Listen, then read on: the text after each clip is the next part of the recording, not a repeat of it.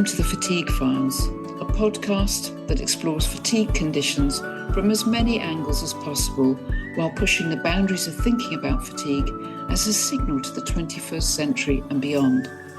Cutting-edge thinking, practical strategies, thought-provoking explorations. They're going to all be here, and I'm your host, Anna Greer, welcoming you to this edition of the Fatigue Files.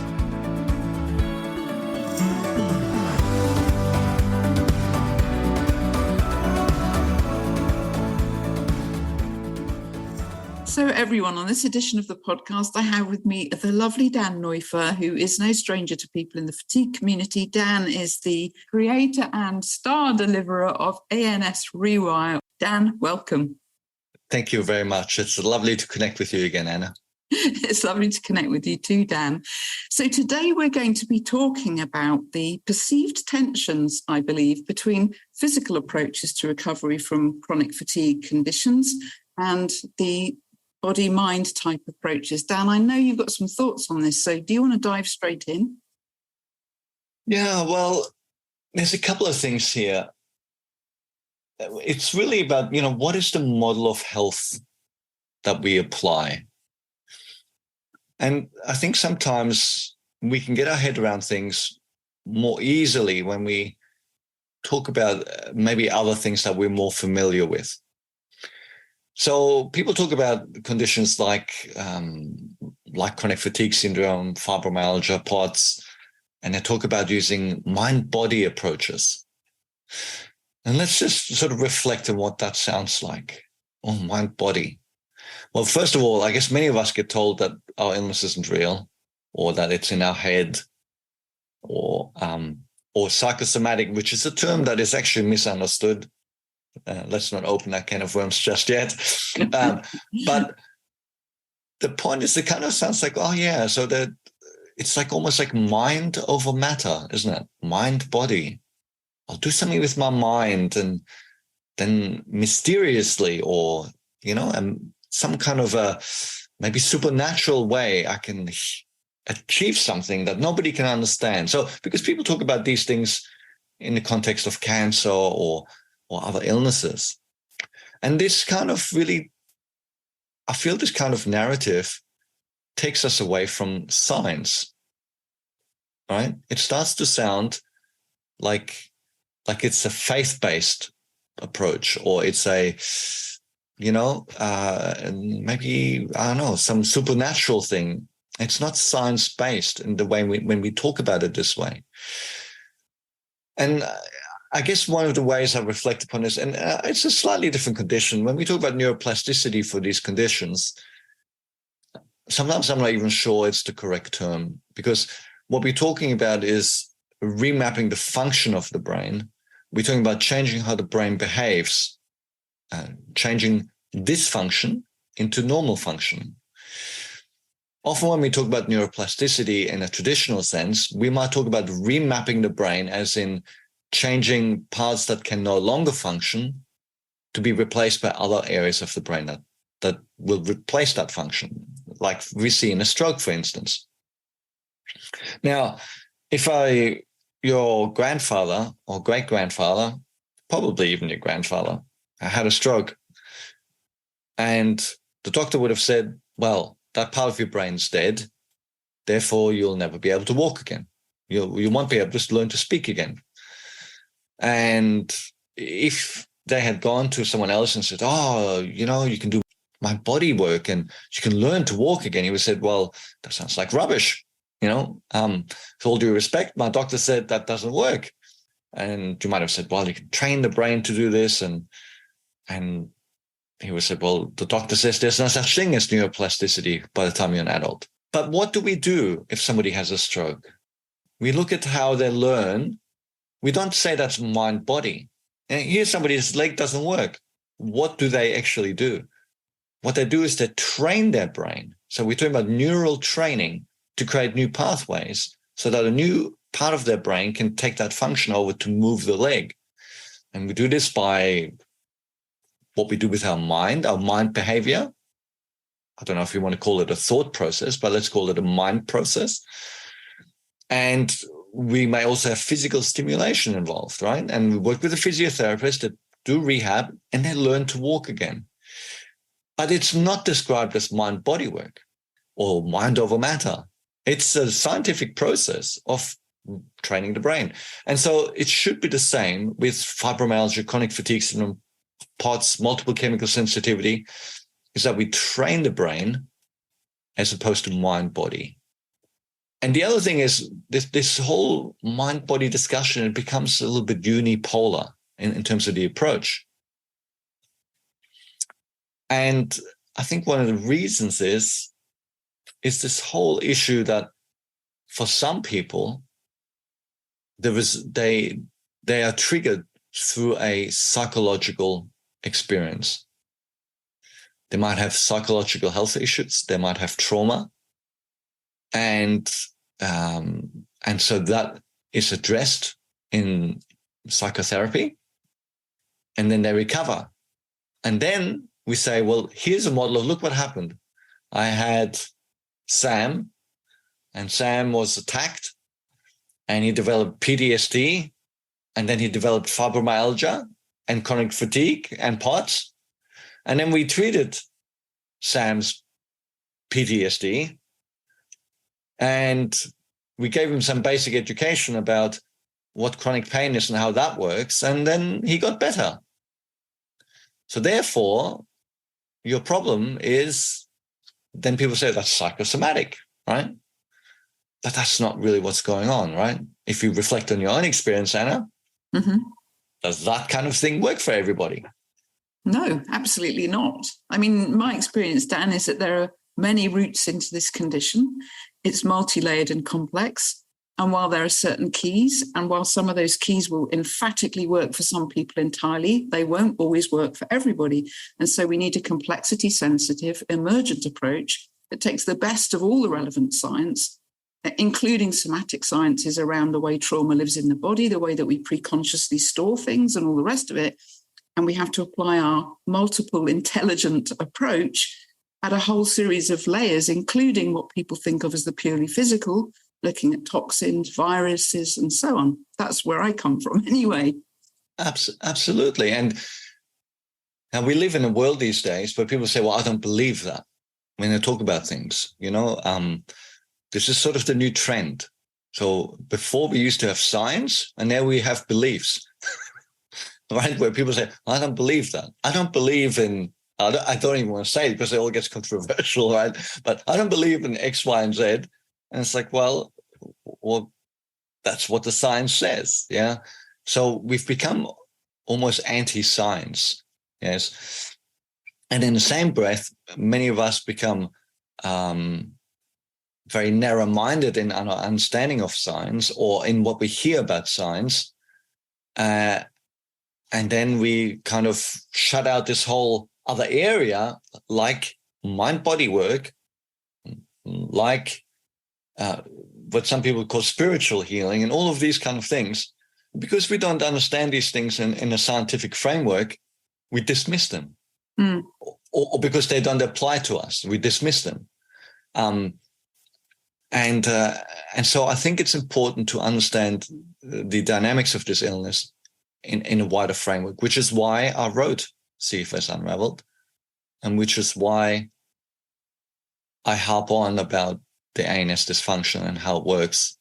And I appreciate that, maybe not everyone has to think that way. I had someone ask me on YouTube the other day, and I have a series of very short videos, a 3 series of videos that gives the explanation for the cause of this illness. And the person said, yeah, but, in order for people to engage in a multilateral approach, do they really have to understand and believe your explanation for the cause of this illness? And I thought, well, that's interesting because, perhaps not. I'm a very logical, scientific, rational, sequential kind of thinking person. But some people just go with what feels right. They go into flow and they use their instinct. And sometimes that's actually better than all of this science-based rational stuff. Yeah, absolutely. But also, Dan, is there not here a tension between two different kind of approaches to science? One is quite Newtonian and, linear and, more reductive maybe, where people get into scientism.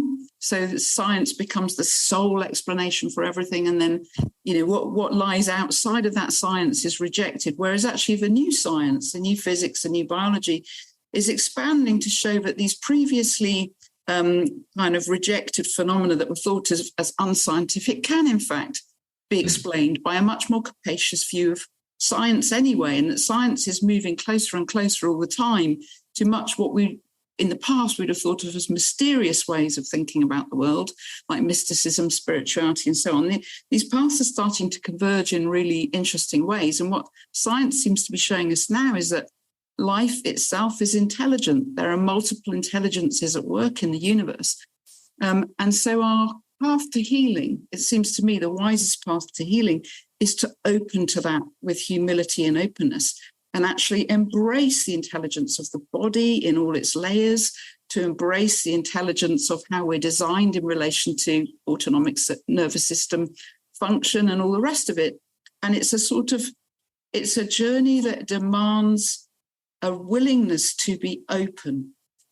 If we're going to heal, we have to be open, and we have to be able to take on these complexities and yet find simple, practical strategies that actually work in the context of that. Yeah, look, it's, I think it's very pertinent what you're saying there. And I think the issue is that a lot of science has become too arrogant. I'll give you an example. There's a lot more focus on immunology over the last few years for obvious reasons. And I've had the privilege of conversing with some of the, leading people in the field. And I've also had the opportunity to listen to some of them lecture about the field of immunology. And the people who really deeply understand how things work, who understand a lot of the detail and the complexity of how our immune system functions, will acknowledge that they don't know what they're talking about. And if we look at the people on the level who profess to be experts, but they're not, they may be professors, but they're not maybe professors in the same league as these people who have been awarded for the last 40 years, who are emeritus professors, people who've won, national prizes in science, they're the top people in science, yes? And the top people in science seem to suggest they know less than the people who are the new experts. And so that there is a problem with when we embrace too much arrogance in science to suggest that we know how things work. Yeah.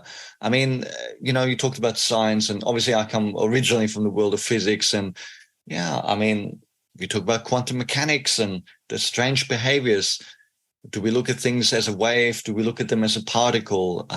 We look at quantum coupling, where two states that are so far apart, there should be no way for these two things to interact. And yet there is this ethereal connection, and we don't understand what's going on there. And we don't need to mystify all of these things, but we do need to recognize we don't understand it all.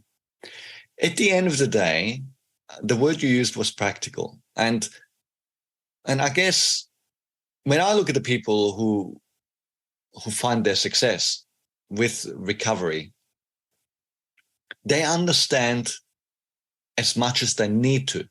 Yeah. And, that question of that person, I love when people challenge my way of thinking. And I don't like to dismiss it. I've been almost militant about my approach of saying, this is the problem. Therefore, we need to understand all the things that we do in the context of this. And the reason is because I myself, obviously, like most of us who have this illness, try 1,000,001 things, nothing works. And we get so frustrated. And I see many people who on paper looks like they've done all the right things.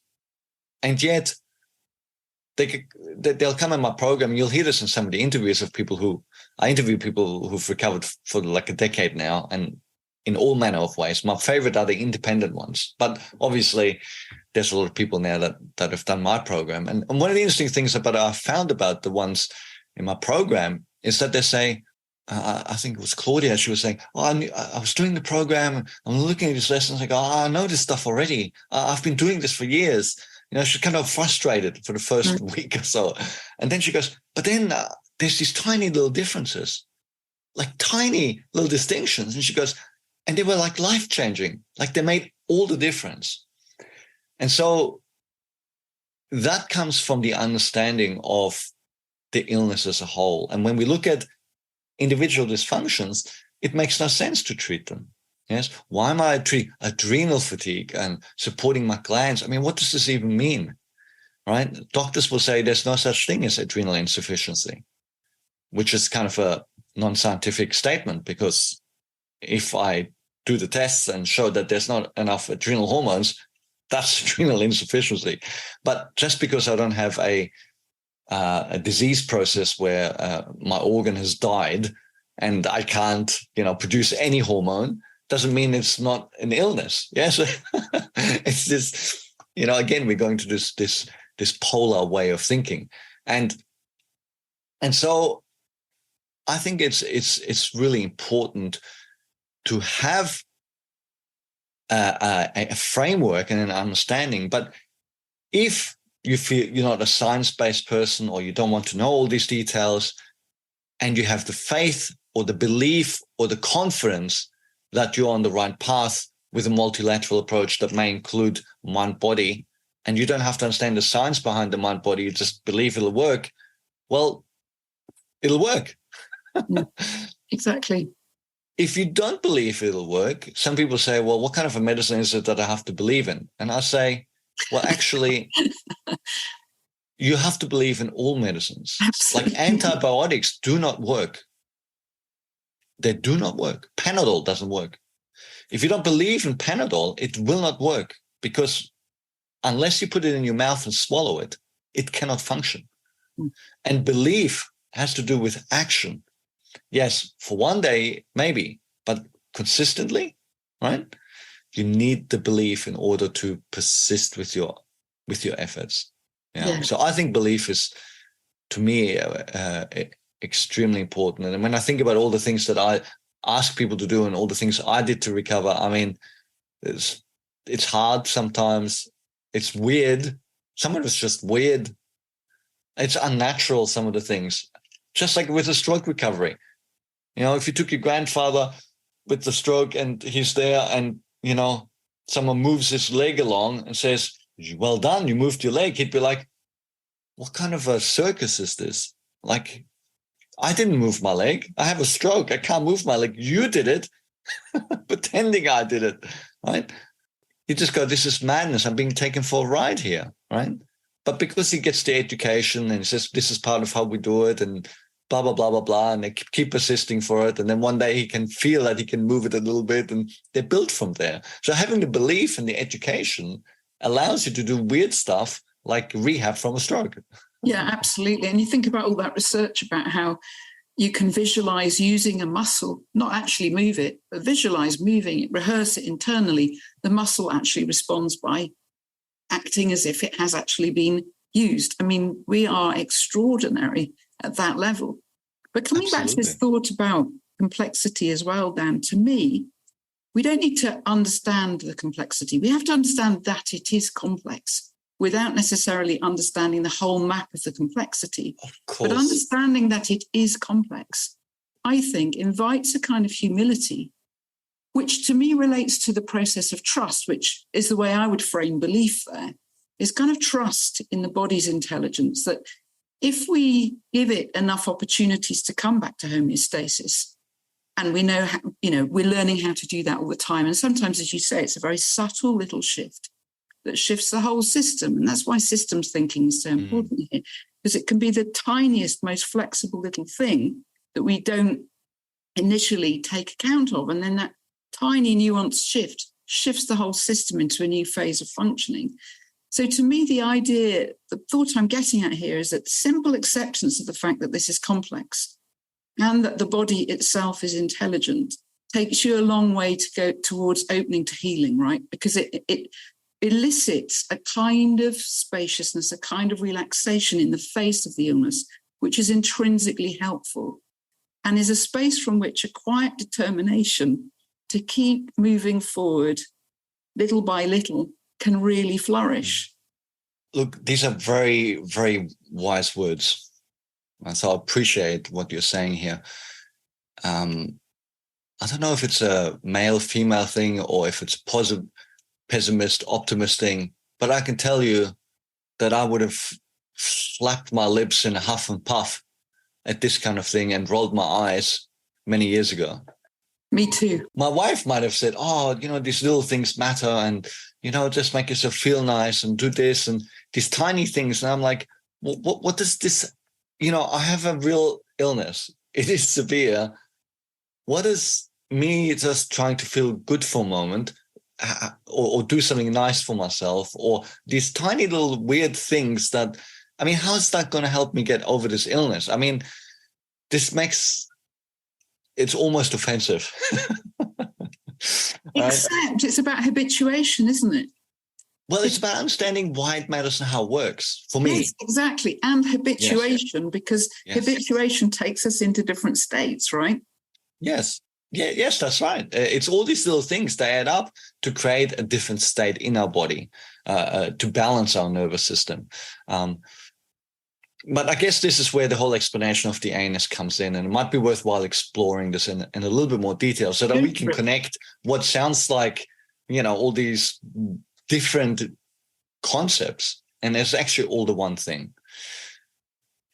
So the ANS that we're talking about, the autonomic nervous system, so ANS for short, it basically allows the body to respond to stimulus.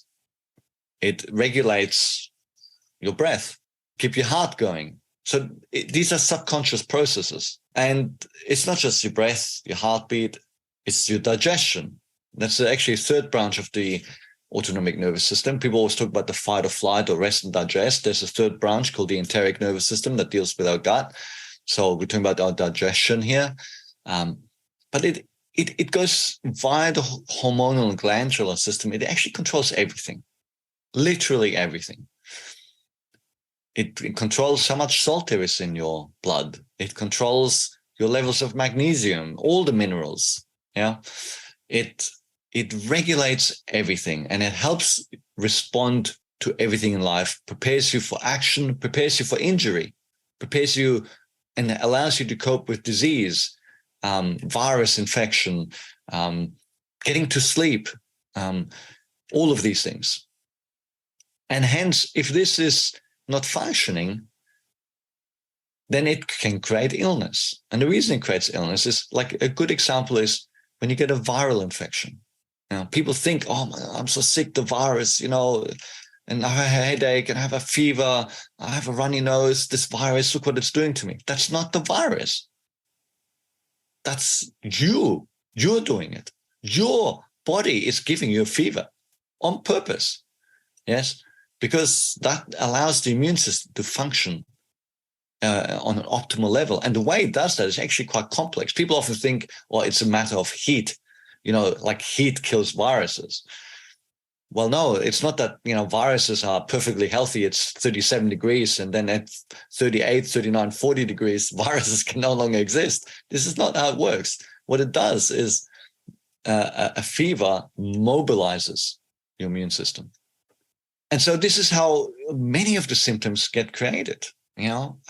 Issues with our heart, our mineral imbalances, the thirst, having to urinate all night long, fatigue, and then we go into the whole area of pain. Yes. Now, if we say that, what do we need to do to recover? One, well, basically, we want autonomic nervous system to start functioning normally. And in order to achieve that, we need to, first of all, stop triggering it. Yeah. The constant triggering, you're not going to stop it completely. But if it's being triggered nonstop, then your ability to retrain it is hindered. And in the program, I give the analogy of someone trying to learn the skill of not, putting their hands up towards the ball in soccer or in football, as you call it. And, if we got 20 people kicking balls in someone's face, the hands are going to come up. It's just the self-preservation. But if we say, hey, listen, you really mustn't put that up. You have to put your head down and use your forehead and protect your face that way. Then if we use one ball very slowly, they can learn that. And it can become a habit, as you said it, right? Or we can call it a reflex or a habit. And we can train you to do that. And similar with the autonomic nervous system. Because in order for us to affect neuroplasticity, one of the most important things from a neurological point of view is that we have a great amount of focus. This is why adrenal hormones are actually very, very important. And specifically adrenaline and noradrenaline. So when we look at this reduction in triggering, we'll go, well, what triggers it? Yes, now people start talking about the mind-body side of things. Like when you feel pain, how stressful is that? As an example. Or when you're ill, how stressful is that? Fatigued and dizzy and nauseous. And, let's face it, the list can go on for like probably 5 to 10 minutes, right? There's a lot of symptoms, which in itself is the hint that we're experiencing ANS dysfunction, because that's why some doctors will go, well, you must be a hypochondriac, because not any one person can have this many symptoms, which is kind of true unless they have ANS dysfunction. And so the issue around that is then, well, okay, what triggers it? Yes, that stress will trigger it. What about emotional upset? Yes, we get emotionally upset and then we feel worse. So that starts to paint this, it's psychosomatic picture. Yes, like it's in your head. It's a mind illness. But obviously everyone will know, and this is where it starts to get, there's distinctions, and this is the problem with a heterogeneous patient community. But let's say people with chronic fatigue syndrome or POTS will know that certain physical stimulus will cause a worsening of the illness. Now, people who experience fibromyalgia without chronic fatigue syndrome or POTS, as opposed to those with chronic fatigue syndrome or POTS as well, they might find that exercise is helpful. Yes, so it depends on exactly where you are in the dysfunctioning and imbalance, and this variation between people is what makes this so confusing for doctors. But the point is that if this is happening, we see a physical trigger will also make us worse. Yeah, you walk too much, you don't get enough sleep, all of these things. But now, what does this mean about all the other things we get treatments for? Irritable bowel syndrome is not an additional illness or condition. It is the same illness. You might call it fibromyalgia of the intestinal tract if you want to. But if we can do something to treat our physical dysfunctions, because irritable bowel syndrome then becomes complex, right? You say, well, you're saying it's a brain illness, but if it's a brain illness, then why can I eat a low FODMAP diet and feel better? If it's a brain illness, then why is it that when my doctor helped me to treat a candida overgrowth, my gut, I feel better, right? I thought it was a brain illness. Yeah? And this again becomes this trying to separate things, right? But of course, there is all kinds of secondary problems, yes? And it's not one or the other, it's both. It's treating the whole person. It's one system. That's why, mind-body people, and there's a whole range of treatment paradigms and regimes, and doctors talk about mind-body medicine. They hate this idea of doing something physical because it starts to mess with people's beliefs. If we say, hey, this is from a mind-body, and you need to change how you think about something, you need to change your mind behavior, or you might need to resolve some emotional things.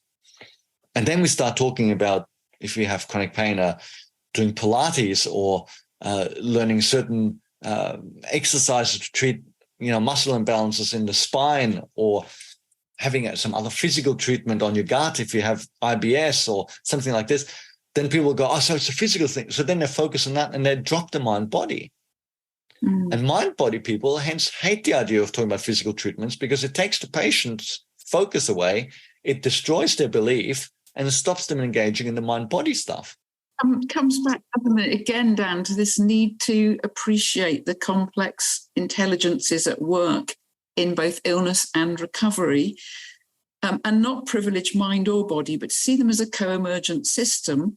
Because as you're saying there, the autonomic nervous system is fundamental. It's a foundational system to everything else. But if you do the low FODMAP diet, or you introduce a strong pre and probiotic regime to the gut, you're going to get good results from that potentially, because the gut matters in its own right. Those little microbiota in there are forms of lively intelligences of their own. So we have to think about this in a more complex system way. Absolutely. And it's like these two things, it's like a symbiotic relationship. Yeah? The nervous system and the physical function in the body, they are connected. And the imbalance or dysfunction in one will cause the other side to respond in a positive or negative way. And so it's one system. You cannot separate it. And this is why the term mind-body is misleading. What we're really talking about is neural training in combination with physical treatments. That has to be where we have to go. And then we can say, yes, it makes sense for me not to push myself. Yes, it makes sense for me as I'm able to strengthen certain muscles if I have a back issue, for instance, if I have chronic pain. And I've come across pain researchers. I understand they get very frustrated because, let's say with back pain, there isn't necessarily a correlation between these, let's call them abnormalities from scans and an actual chronic back pain condition. These things are not correlated. And therefore, it's unscientific to simply, look, here's a problem, and that's why you have back pain. And then the patient will be, that's what it is, and they have to take pain pills or surgery and whatever. And then they will maybe have surgery, and then afterwards they know better.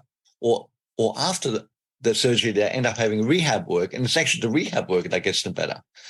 And what they really have is a chronic pain condition that they need to neurally retrain. And so many brain researchers will say chronic pain is in the brain, full stop. It's a great story. It's a great explanation, except for the fact that it's not always true. I can tell you there are people who really have an abnormality. It's causing a pinching on a nerve. They have a procedure. The pain stops. Yeah. And so when we talk in these absolutes of, all chronic pain is in the brain, blah, blah, blah, full stop, and all of this kind of thing, where's the real world experience on that? Yes.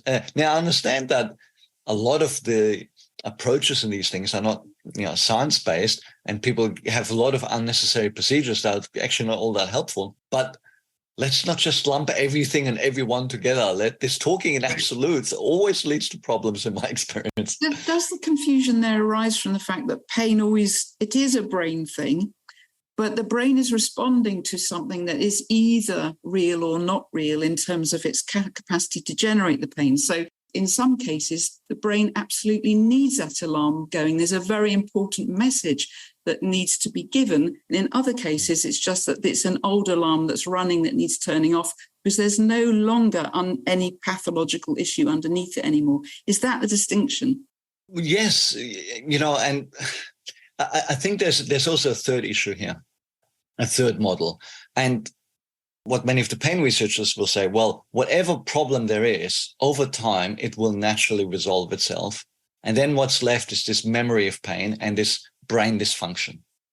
So that's the one model. And then the other model is like, well, no, there's something happening physiologically, which is causing this pain stimulus.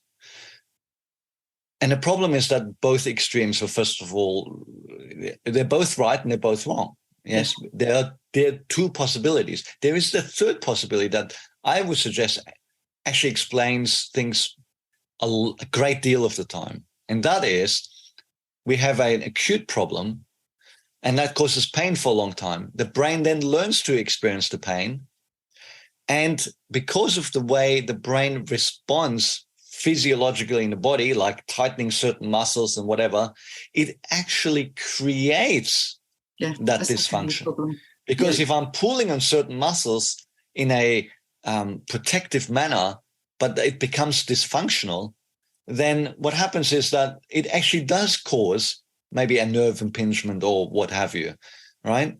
Because people start having unnatural behaviors. They don't move their spine in order to protect it. And therefore they start to stiffen up and lots of imbalances happen. So that kind of takes both paradigms and actually melds them into one. Yeah, that makes sense. And I think you can have all three possibilities. Yes. But whenever people, whenever people talk with this absolute confidence, and look, I'm probably guilty of that. That's why I mentioned that YouTube comment the other day, right? Because I am very much married to and confident about the ANS explanation. Yes, I don't see another outcome. That doesn't mean that all the things people find I'm not saying they're not true about the strange things in the immune system and blah, blah, blah, all of this stuff. But why are those things happening? Yes, we tend to be looking at the bottom level when we're looking at these physical dysfunctions. And what people keep saying is they keep wanting, I don't believe in this ANS dysfunction or this mind-body stuff. I believe in a biological markers we have to find, biological reasons. I'm like, this is biological. Like, this isn't in the ether, yes? And when you look at the, top researchers, they are working with this, yes? They're using a combination of operant conditioning with physical machines that inflict pain impulses at certain beats of the heart cycle in order to retrain the brain to respond differently to pain. And so the lesson here is we can draw the analogy to fatigue, right? We can draw a direct analogy to fatigue in the sense that fatigue can likewise be a problematic older signal. We start compensating behaviors which then form problems in their own right. And so again, we come back to this system view. In my view, at least, we come back to the necessity of a systems view where we're actually seeing dynamic interrelationalities in a whole person. Well, this is actually a very interesting point you bring up. And I think if we talk about the symptom of fatigue specifically, we can address that in something that people will feel very passionate about and have lots of knowledge and experience in their own experience of the illness. For instance, there's some people who suggest that in order to get over the fatigue, what you need to do is graded exercise therapy. And the way they explain what that is that you every day just increase a tiny, tiny bit. And that sounds kind of like you need to get fit again, right? And so you say, okay, well, if I keep doing that, then apparently you'll get better. And most people will feel very angry about that because whenever they've tried anything remotely like that or even tried that actual thing, they go very, very slowly and they're very small increase until eventually that small increase is so much over a period of time that it's all too much and then they crash. Exactly. And they are really feeling a terrible impact of that. Yeah. And so they go, well, that's rubbish. Now, in many countries, including leading countries in the West, I'm talking the high science countries in the West, and I don't want to name them, I will shame them, but they'll know who they are. They will say that chronic fatigue syndrome is a mental illness. Full stop. And what needs to happen is it's a false illness belief, and these people have lost confidence. They're too afraid to do anything. They don't do anything. And of course, if you don't do anything, you're going to lose capacity and you're going to become deconditioned. Then you can't do it. And then there's all this mental distress. They have anxiety and depression. And you know what? All of this is true, is it not? It's not the whole story. Yes, that's right. But it's kind of a pretty good explanation, except for the fact that it's wrong, because all of that is kind of right. A lot of that is right, what they're saying there. And so their model is simply, it's again the great exit, but we just push you, just make you do it, right? And the impacts of that can be really detrimental, like really, really, really detrimental, including for people who actually believe this. So it's not like it's the patient, oh, no, I'm not, I have something else wrong, my mitochondria, or they have illness beliefs or something. No. I mean, they actually buy into it. They try it, they do it wholeheartedly, believing it, going for a positive model patient, and then they end up in dire straits. But again, that's another mind over matter, top-down dominant approach, isn't it? Well, I'll tell you where it comes from. It's kind of suggesting that the illness is depression. You see, because when you have depression, you have terrible fatigue, very, very exhausting. And if you take a person who is purely depressed, and let's say they haven't been depressed for many years, let's say they've been depressed for 6 months and they feel exhausted. Well, if you kick them in the bum and you make them go out and play football at the barbecue, they're going to have good energy and they're going to feel better. They're going to feel better not just then, but they're going to feel better the next day. And so this same model gets then applied to something like chronic fatigue syndrome or fibromyalgia. And actually with fibromyalgia, that actually works also. Right? So this is why it gets confusing. Now I'm saying chronic fatigue syndrome and fibromyalgia are the same illness, just different symptoms. But it's like, where are you in your dysfunction scale? This is the problem with complexity, right? In medicine, we prefer to do a blood test that says, "Ooh, look, you have Addison's disease or Cushing's disease." It's easy, right? Something is really obviously broken. But when it's dysfunctioning, how do you measure that? I mean, that's really difficult.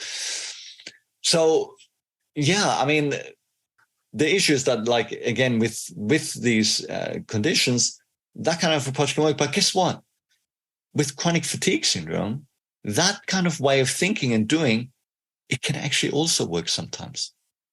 I, like every other person who's had this illness, will get a little bit angry at this idea, and because it kind of suggests it's all in your head and you're pushing yourself.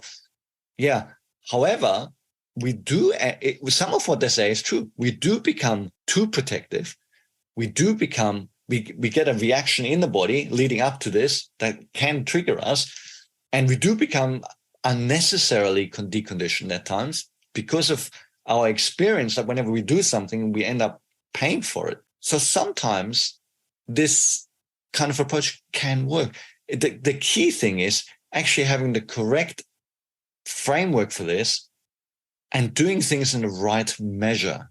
Yeah, exactly. In other words, it's kind of a little bit right, but it's also kind of wrong. We need to say, well, how much do we adopt this so that we can get some benefit without doing it so much that it clearly shows that it's wrong? Doesn't it show as well, though, Dan, the importance in the recovery process, in the dance with this ongoing condition, the real importance of really knowing your own body, knowing your own responses, and maybe having some support around things like necessary, gentle encouragement to do a bit of hormesis, a bit of beneficial stress work, but knowing where the limits are, knowing where your baseline is, knowing when you're giving in mentally, having a relationship with yourself where you're just having a crap mental day and that you're not kind of feeling resourceful, and getting all those supports and those inputs into the whole complexity of it. So that little by little, it's like Braille, isn't it? It's like going along in the dark, feeling your way, but you have to kind of Braille your way through it with a great degree of self-compassion. The scientific understandings, the kind of framings you're bringing and others bring are really important. But at the end of the day, nothing beats the lived experience of your own relationship with your own body in the midst of those understandings. And that's a gradual process. And that's where we need ongoing support, because sometimes we can't find our own baseline. Sometimes it's really hard to know how to find that and how to interpret that. So this is where we need all the help. And, the more knowledge we have, the better. But actually understanding how to use simple tools, how to step one by one, is key for a lot of people. And how to read my body's reaction, and how to know when my body's reaction is something I can trust, and how to know when my body's reaction is something I gently need to encourage myself to step beyond. That's the devil of it. That's a very tricky thing to understand, to know, and to educate. And look, one of the things I always say to people is, you're not doing the Dan Neuffer REWIRE program. You're doing the Anna Greer REWIRE program, whatever the name is, right? And because it is about finding that attunement. And one of the things in my program that is lacking in my program is a prescriptive formula for how you balance engagement with rest. I talk about concepts, and a lot of it sounds a bit fluffy, a bit like this or a bit like that. I give you one argument, I give you the opposite argument. I try and give people a framework and understanding to help them get this intuitive approach. The problem is if you're prescriptive, I will be wrong. Regardless of what I say. Oh, you do 1 hour of activity and then you should have 5 hour rest, wrong. You do 10 minutes activity and 8 hours rest, wrong. You do 10 minutes and then 10-minute rest, wrong. No matter what I say, it's going to be wrong. Absolutely. And it will change from one day to the next, and sometimes from 1 hour to the next. Yes. When you're very ill, when you're very debilitated, even the slightest thing because the thing I always experienced in my recovery journey is the fact that the baseline itself fluctuates in ways that I can't always predict it's going to do, or I can't always fully understand why it's moved in the way it has. Now and it's very, especially if you're feeling good. Exactly. You think I'm feeling good, everything's fine, I didn't really do that much more, and then next day you crash. Exactly. Like, how am I supposed to win? Exactly, which is where the whole self-attunement and the idea of just going, I know it's complex, I'm accepting that, and I'm accepting that it's a kind of ongoingness. Me and this thing, we've got a relationship, and I'm working it out constantly. And I'm not giving up on the idea of 100% recovery. I'm really not. But I'm not driving towards that. I'm in a dance, and I'm happy to be in the dance. It's complex, it's ongoing. And to me, that's the most resourceful place I can be in as I gently experiment, gently move forward. I think that's the most resourceful position anyone can get to in the end. Well, and this is, I talk about in the program about, I don't use this term about going into flow as opposed to logic, right? But that's really what we're talking about here, isn't it? We're talking about being intuitive, going into flow rather than logic. And I often say to you're going to get it wrong. That's it. You're going to do this wrong. Just be okay that you're going to do it and it's going to be wrong at times. Try and do it right as much as you can. And you don't need to do it perfect. In fact, I guarantee you, by not doing it perfect, you are doing it much better. The moment you get close to doing it perfect, you're actually doing it imperfectly, because that in itself will create pressure and stress. And not only that, is by doing it imperfectly and actually having the negative outcomes, that is the opportunity through which you retrain the nervous system. If I don't actually ever kick the ball towards your face, how are you ever going to learn not to put your hands up? Exactly. Yeah. So that's basically, I think, how we need to change how we think about this. Yeah. Yeah. And to see symptoms as communication, feedback, and if we can be neutral about it and just accept, okay, this is what body's saying to me. It's feedback. We can respond intelligently rather than trying to push it away, push the information away, resist what the body's actually saying. And for me, I trust the intelligence of my body, the multiple intelligence of my body. I know it's a highly intelligent system. And so that has been the greatest source of relaxation ever, is to stop seeing it as this brute thing I drive around and make decisions and force into things, but actually just go, you know what, it's highly intelligent. Well, I think let's just reflect on everything I ever talk about. I talk about the autonomic nervous system. It is autonomic, automatic. Think it that way, right? Unconscious. It's supposed to do it on its own. Yes. And when people they start talking about vagus nerve stimulation, they talk about this, they talk about that. You're trying to micromanage something that's way more intelligent than you'll ever be. It's the autonomic nervous system. It's autonomic. We cannot micromanage this. We cannot force it to do this or to do that. Let's get away from micromanaging, and let's seek simply to be practical, to have a framework to understand how does mind body work. And if we look at the pain side of things, the science is pretty established. It's not like, mystery or, wishful thinking or something. Like, they do it with burns, people with severe burns in hospitals, and they put virtual reality sets on them and get them to play a game whilst they do their dressings. I mean, this is well known, deeply rooted in science for decades. What is missing is understanding that pain sensitization and the response to stimulus from other symptoms than pain, such as fatigue and tachycardia and so on, is actually the same.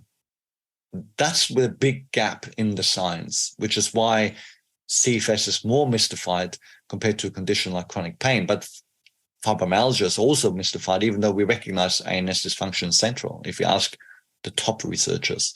So yes, let's get a framework. Let's reduce the triggering. Let's do the brain training. Let's treat the body, but let's do those strategies in a way that support each other as opposed to a way that fights each other. And most camps tend to fight each other. They say it's my way or the highway. Oh, no, you have to treat it physically. Oh, this mind body, blah, blah, blah. And the mind body people say the same thing about the physical treatments, right? If we have a bigger understanding, it works together. So let's just relax into the fact that it's complex and be highly intelligent about the way we respect the intelligences we're dealing with. Absolutely. Thank you so much for a brilliant conversation. I really enjoyed our conversation, Anna. You're very eloquent, and you made some very, very pertinent points that really reflect some of these subtleties and challenges that we have in this illness. So I appreciate that. Oh, thank you. And I always love talking to you too, Dan. Thank you very much.